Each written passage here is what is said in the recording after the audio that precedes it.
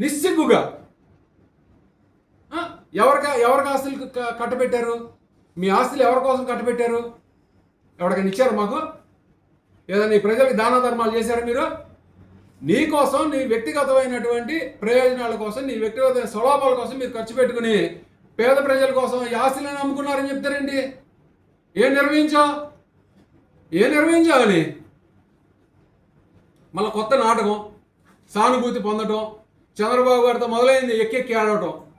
శాసనసభ్యులు కుమారులు, శాసనసభ్యులు గారి మొత్తం కుటుంబం రోడ్డుని పడి ఏడ్సే పని.